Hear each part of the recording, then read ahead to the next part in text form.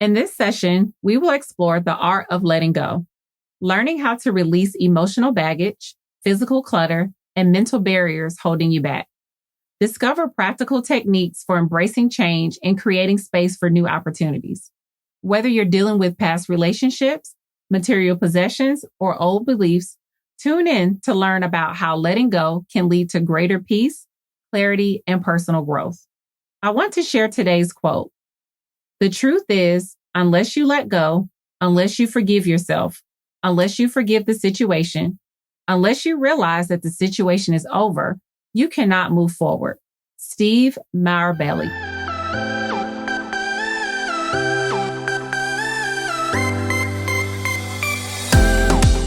Welcome to the Affirm Wellness Podcast, where we will explore the many facets of wellness. In each session, we'll dive into inspiring stories, give expert tips, and practical advice to help you live a healthier, more fulfilling life. Gbubemi, how are you feeling today? I'm doing okay. I am feeling well. I'm feeling rested, and I'm in a happy, joyful space emotionally, I would say that. And it's been a lot of acceptance work that I've been doing. So commitment and acceptance work that I've been doing. So I'm in a very joyful space and not allowing outside noise to impact my mental health and mental well-being. So doing a lot of mental fitness. That's what I would say. What about you, DeShona? How are you feeling today?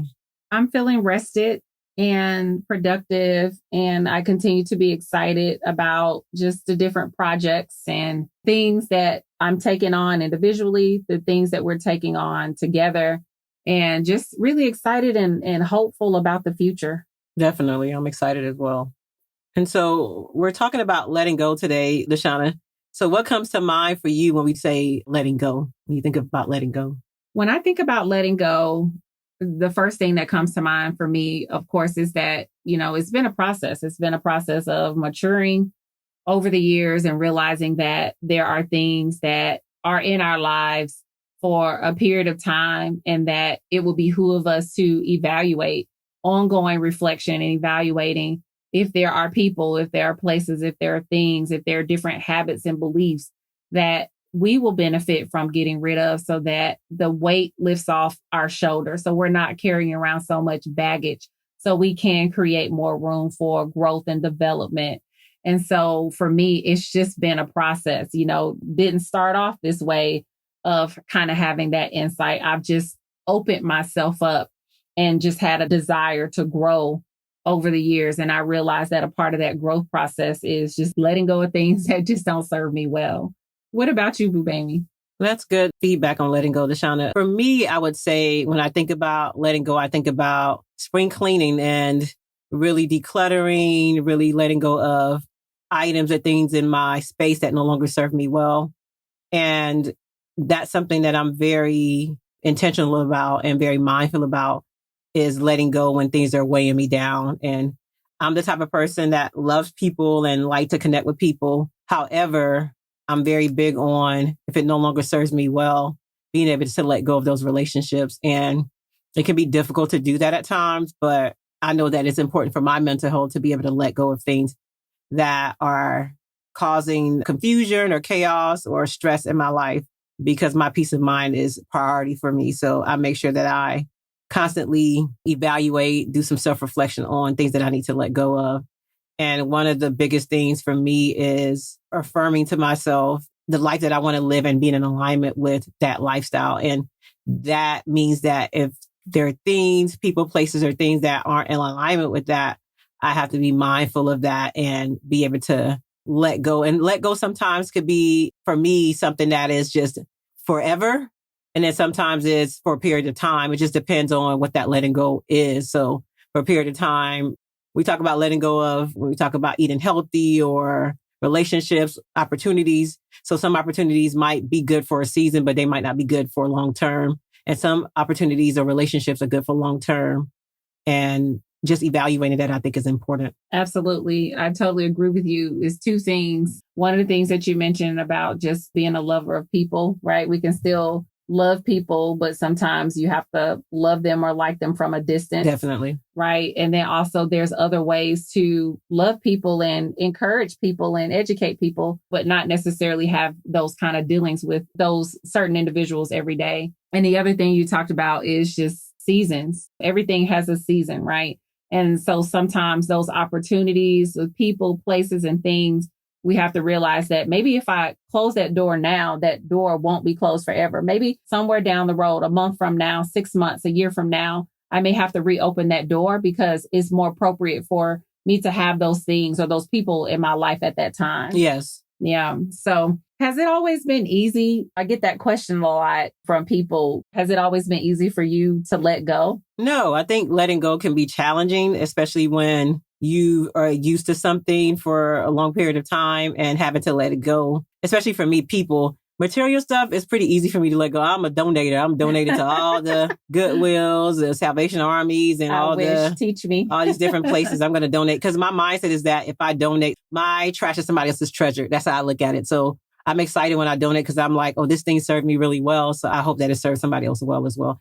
And I don't give out things that I wouldn't wear, or if I saw it in the store, I wouldn't buy. I don't give out trash. I give out things that maybe just no longer serves me, was no longer my style, or is no longer where I'm at in my life. If I lost weight or gained weight, I'll donate clean things and nice things. So I know that it's going to serve somebody well. And I can see excitement from somebody that's a thrifter that, oh, wow, I got this good deal. So I think about it from that perspective.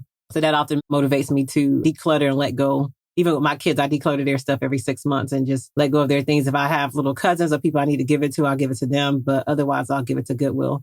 And because I have twins, I always think about, oh, that mom that might have twins that, is looking for some twin clothes and she has two things, because it's always hard to find twin clothes in the same size in the store versus a single child. So I'm always excited to think about that. Oh, I got 2 shirts and 2 dresses and 2 pants, that are the same. That's a good way to think about it. So yeah, if they want to dress them alike, they can. So, so that motivates me. But, I think what the difficult part about letting go is you have love for people and it can be painful to let go of that love and that relationship. Especially relationships, you have some good times and you have some not so good times. And so you think about those good times and those bonds that you formed, and you have to make that difficult decision to say, like, this relationship is no longer serving me well, because maybe that person hasn't gotten to a place where they've kind of dealt with some of their traumas and their issues and things like that. And sometimes people can be overly dependent on you to help resolve their issues, and it could be daunting and overwhelming, even as a therapist. And so just kind of recognizing, okay, this relationship is healthy, this relationship is not so healthy, or it's becoming more daunting for me than helpful. And one of the signs for me, I've had an experience where I was having really bad dreams and anxiety every time this person would call me. And eventually something happened where it was easy for me to just be like, yeah, I'm done. I love you and I want the best for you, but you're not healthy. You're not a healthy person. Your decision making, your behaviors are not in alignment with who I am and who I want to be. And so I no longer can connect with you that way. And I can pray for you. I want the best for you. However, yeah, this relationship is not working. What about you? Do you find it easy to let go, DeShona? It's easier, than it was a long time ago. It's easier because I've opened up myself to doing the spring cleaning or the fall cleaning, winter cleaning. Generally, for me, like things of possession, I will typically do seasonal cleaning. So, summertime, springtime, fall time, getting rid of clothes and different old furniture and things of that nature, old dishes. We like to hold on to Tupperware, all that kind of stuff, but just kind of filtering those things out to make room for not necessarily new things, but just to kind of make space. And generally in doing that, we just feel so much better because our space is clean and environmental it's more wellness. Yeah, absolutely. Absolutely. In terms of people, it's been more easier for me to do some evaluations and be more open to distancing myself from relationships, because I definitely can see myself being very compassionate and sympathetic with people, and it can kind of get exhausting. Yeah. I'm also a helper. You and I talk about how we're a lover of people. And so it's become easier for me to distance myself from certain people with certain personalities. We talked about that in our difficult people episode. But because, again, like I said, I've got to have the space for my family, for my business ventures, for my own personal needs. And so I have to make sure that I'm constantly evaluating and reflecting those things. And I feel like I'm getting better at it, with catching those things, changing those things that I need to in my life so that I can make room for more healthier and brighter spaces. But again, like I said in the beginning, it's a hard process because all of the feelings, right? And we care. We do care. And it's hard to care, but you can still care, right? Yeah. But sometimes the guilt and the confusion and all of those different things kind of get in the way of making that decision. But you put those emotions to the side and you really take a deep breath and you say, hey, what's best for me? What do I need to do for me in this space and where I'm in my life? And you decide to make that decision. And again, it's not easy. It's just easier as time goes on and I do the work. And that's why I like when you use that it's a process, that it's not something that is just snap my finger and it's over. Because sometimes people oftentimes say, I'm going to cut this person off. I'm going to cut that person off. And I used to be a cut person off person, but I realized that it's important to take that process and evaluate and really process those things that the decisions that you're making so that you're not cutting off everybody. Because community is important to me and I know the importance of community. And sometimes it's a timeout that you need from that person, not necessarily a cutoff. And so if you sit down and evaluate, okay, what is beneficial for me in this relationship? Like we talked about in the past, pros and cons of this relationship. What is beneficial for me? What is unhealthy for me? And if the positive things outweigh the negative things, then I might just need a time out from that person for that moment. But there's some relationships where the cons are overpowering and I'm like, I love this person as a human. However, their behaviors or the way that they think about things is not in alignment with who I am as a person. And it's draining me every time I talk to them, every time I experience them. It's exhausting for me. It's daunting for me. Even bad habits. Yes. Right. We talk a lot about people. We talk about places. But you also go through that process with bad habits. And we're human and we all make some bad decisions. We all have things that we need to reevaluate and have the courage to stop doing so that our lives can improve. But even with the process of that, you guys may or may not be familiar with the stages of change, right? In that pre-contemplative stage of change, you're toying with if something is even an issue, how's it impacted me? And it may take Gbubemi or somebody else to say, hey, DeShona, I don't think that thing is good for you. You may need an external, somebody from outside telling you because you may not see it. Yes. And then once you see it, you start to contemplate. That's the second stage. You start to contemplate if I need to change it or how I need to change it. And then once you realize that, then you can start, making preparation and taking action to change whatever behavior, bad habit, or whatever circumstances that you may be in related to people or places. And so the whole point in that is that that's the process that we go through of changing some of these circumstances that we're in is first recognizing that it's an issue. And that kind of brings us to our next point is there are some things that we've had to do, some things that have really, really helped us in this process of letting go of things. And so I think it's important that we just kind of take a little time to just kind of focus on that and also understand that what works for us, may not work for everyone, but these are some things that really great tools to think about. Yeah. So that things that have helped us in our process of kind of on the road in the process of learning how to let go. One of the things that has helped me is acknowledging what I'm holding on to and why I'm holding on to it. The what is extremely important. And for me, because I'm such a visual person, I like to write things down. What are these things that you're holding on to? Is it I joke with Gbubemi about this garage space, right? Is it these things in the garage that you keep saying you're going to get to and you're holding on to these possessions? Why? Oh, it's sentimental. Is it a relationship with a friend? Is it a work opportunity? Is it a bad habit? Is it a bad money habit?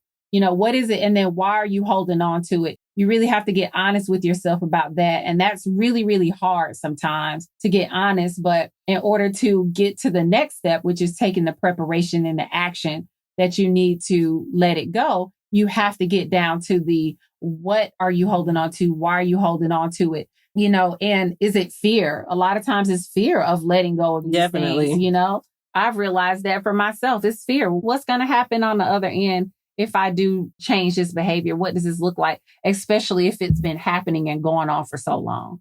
Well, I agree with what you're saying. And to kind of connect with what you're saying, I think guilt and illusion of control and just trying to hold on to things that no longer serving you well kind of feels comfortable for some people. And so I'd rather be comfortable and stay in the status quo, what is normal to me, than have to make changes. But what I've seen is that there's beauty in change. Yes. And I think for me, if I hadn't been open to letting go and open to change, I would never have met you. And I would never have been confident enough to approach you about doing business together. And so letting go of ideas and thoughts that I had about business and finances and different things like that, it motivates me and it encourages me to try new things. And so for me, that's what I think, not holding on to something so tight or my ideas so tightly and being open to new ideas and new opportunities has opened doors for me that I would never have had opened if I didn't let go of certain things. Absolutely. And it's the act of being able to see that glory that allows us to continue to allow that for ourselves. Definitely.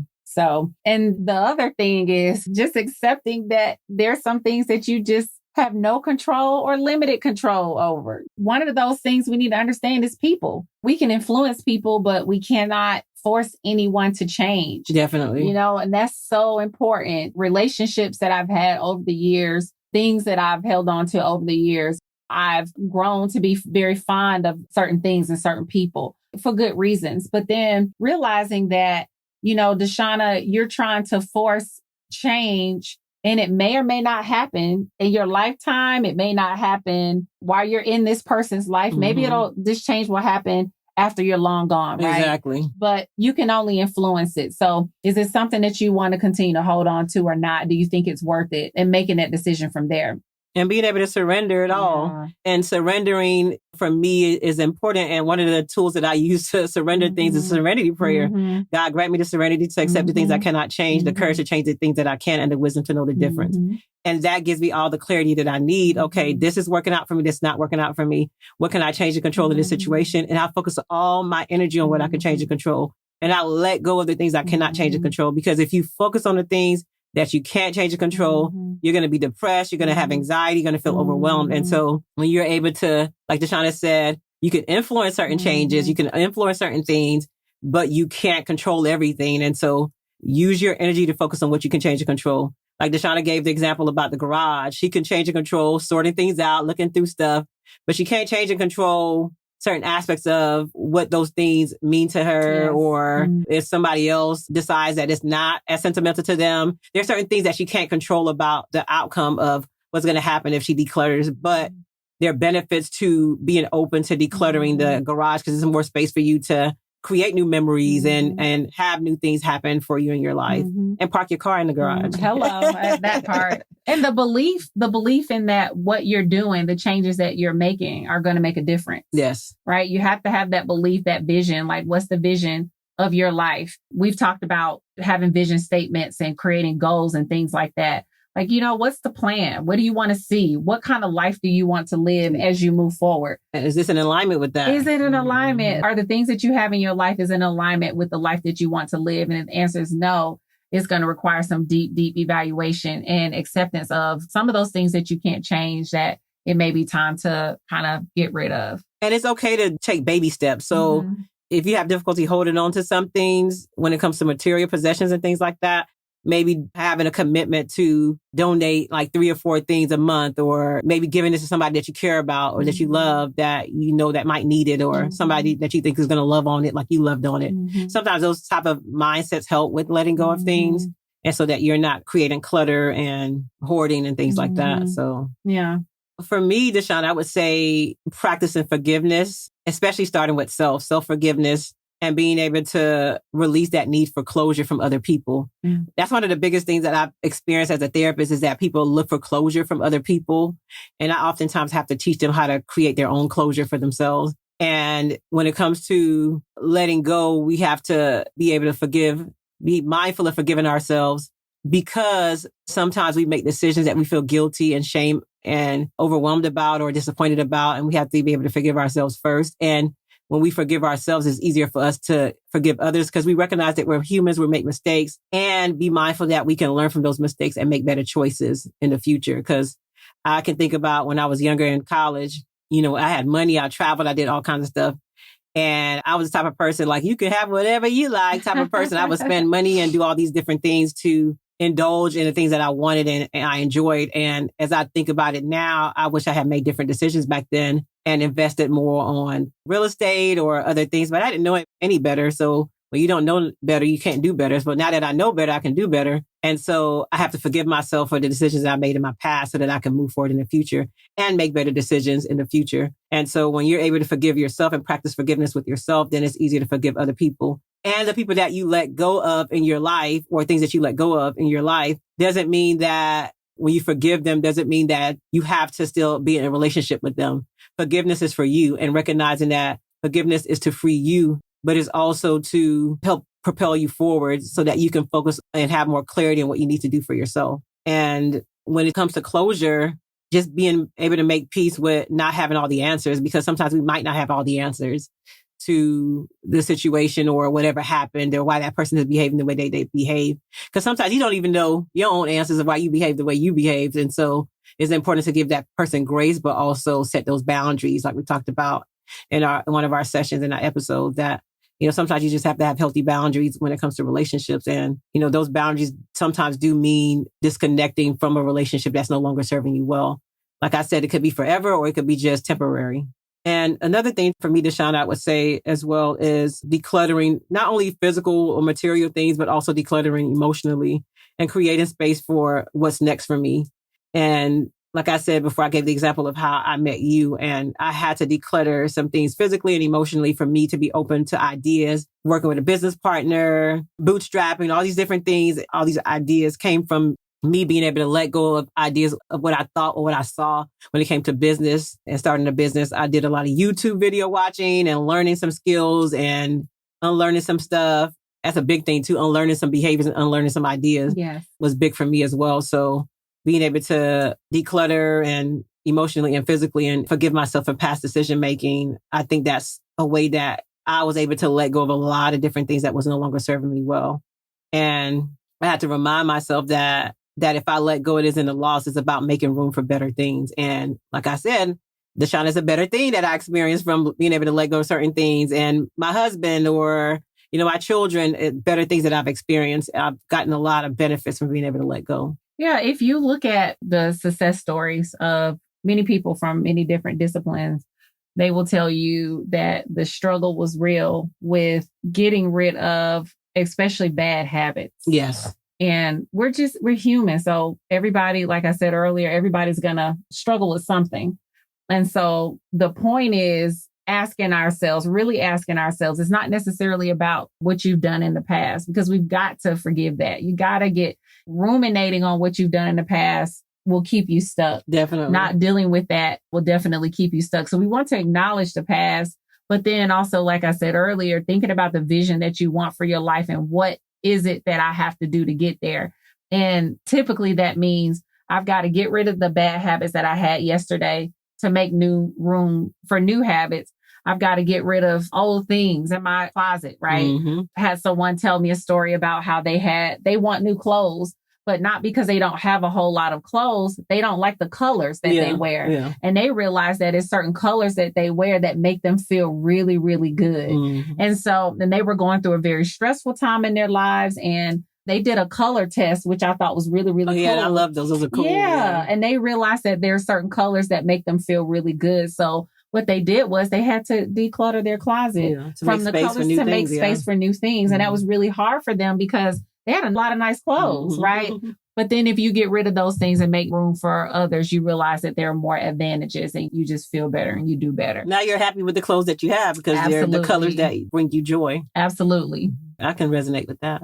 I know for me, using tools such as therapy, journaling, mindfulness, meditation to support yourself in the process of letting go has been beneficial. What would you say? I totally agree. One of the things that we do as a therapist and some of the things that I put in my practice with just being able to process things is definitely journaling. We promote therapy, not just because we're therapists, but we know that it works. Yes. We know we're that doing our work works. too. Yes, absolutely. And anything else that you can do to support yourself, whatever connects with you. We talk a lot about affirmations, the support of somebody else, telling someone else about how you feel. And maybe they've been through it. That's the power in speaking with other people maybe they've been through it and maybe they can give you some insight on maybe what they did to dispel some of the energies and things like that they were experiencing, some of the emotions that they were experiencing.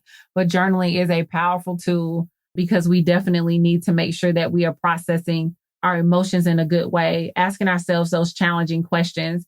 Guided journaling is good too. I love guided journaling. Guided journaling. My 3 books are guided Yeah, journals. there you go. Right. Especially if you struggle with, what do I write? A lot of people ask me, well, what do I write when they're free writing? Well, guided journaling will give you an opportunity to ask you the whys. Why am I holding on to something? What am I holding on to? What do I need to do about it? How does it make me feel? Those kind of questions. The other thing that I want to just mention is being patient with yourself. In the process, right? You have to be patient with yourself. You have to be patient with yourself because you may not be ready to write that goodbye letter to old habits or old things or old people, right? So to speak. You may not be ready to do that. You may not be ready to share certain experiences with a therapist, right? Or with a loved one. So start somewhere, whatever you feel most comfortable with and work from there. But you have to be patient with yourself. Letting go is a process, right? Not just a switch that you can turn on and off. Yeah. Okay. Not magic. It's not magic. You don't have a magic wand. I wish I did, right? Because the process is not one that's comfortable. There's a whole lot of things that kind of come up. And lastly, have compassion with yourself, right? Give yourself the space and the grace to just grow through it. Okay. I love that. GROW, grow through it. I love that, DeShona. we got to grow through things. Absolutely. And so this has been a very great conversation about letting go. And what I want to do as far as we talk about our challenge for this session and this episode is give you some things that you can do that might be beneficial in starting your journey of letting go. If you haven't already been practicing letting go, I would encourage you to take at least 5 minutes to reflect and write down one thing you're ready to let go of today. It could be a grudge, a fear, an old item, or a limiting belief. And then take one small action to release it. You can throw it away, you can speak it out loud, and you can write a letter or simply say, I release this. Thank you for joining us today. Thank you for joining us. Remember, wellness is not a destination, but a process, and every step you take matters. Until next time, stay grounded, stay connected, and keep prioritizing your well-being.